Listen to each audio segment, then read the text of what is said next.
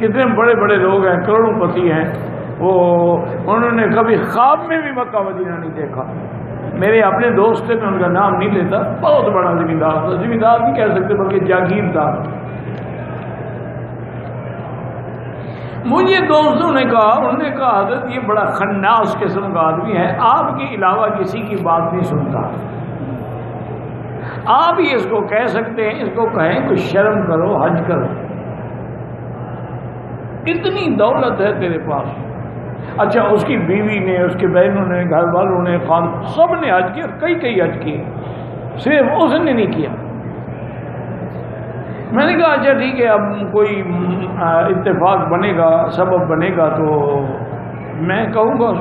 اسی علاقے میں، اسی موضوع میں ہماری بھی زمین تھی جس پہ اس نے ناجائز قبضہ کیا ہوا،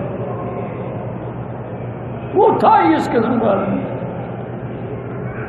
میرے ساتھ ایک شریک بھی تھے، فوت ہو گیا، اللہ مغفرت فرمائے۔ انہوں نے کہا جی آپ چلیں، مہربانی کرو، ہماری زمین ہے۔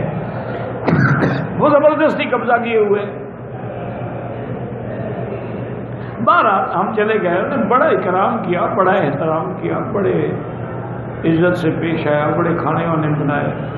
اس کے بعد اس نے پوچھا کہ حضرت کیسے؟ میں نے کہا ایک تو مسئلہ میرا یہ ہے کہ میری زمین پہ تم قابض ہو اور نجائز۔ اصل وہ تھا کہ وہ دریائی زمین ہے نا، جب دریا کا فلڈ ادھر جاتا ہے، زور والے ٹریکٹر پر یہ میری ہے، یہ بھی میری ہے، یہ بھی میری ہے، یہ بھی میری ہے، چونکہ وہاں کو نشان تو ہوتے نہیں۔ اور میں نے کہا مکی صاحب دیکھیں بات سنیں، آپ کی جتنی زمینیں ہیں نا، اس کو میں نہیں دوں گا، یہ جو آپ کے ساتھ بیٹھا ہوا یہ آپ کا حصہ دار ہے، اس کا تو میں حصہ نہیں دوں گا۔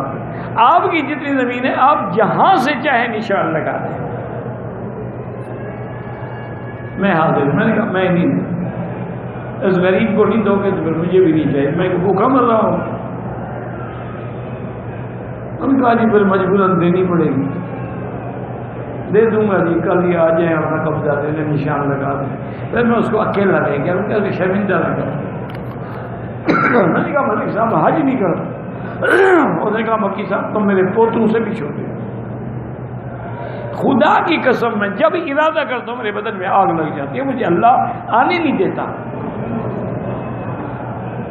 میں کیا کروں؟ جب میرے بچوں کی طرح ہو، تم بچوں سے بھی چھوٹے ہو، تم نے یہ بات کی ہے، میں تمہیں یہ راز بتا رہا ہوں۔ میں کراچی بھی پہنچا، میں نے ٹکٹیں بھی لے لی، سب کو لیکن میرے پورے بدن میں آگ لگ جاتی۔ میں نے کہا اچھا تم توبہ کرو، اور ایک بات چلو یہ کرو کہ اپنی طرف سے حج بدل تو کروا دو، تاکہ قیامت میں فرض تو اتر جائے۔ اس نے پھر حج بدل کر، اس کے بعد پھر اس نے خود بھی کہا، جب حج بدل کر آیا نا، پتہ نہیں اس کی دعا لگ گئی۔ تو بہرحال تو یہ اللہ کے ہاتھ میں میرے بھائی۔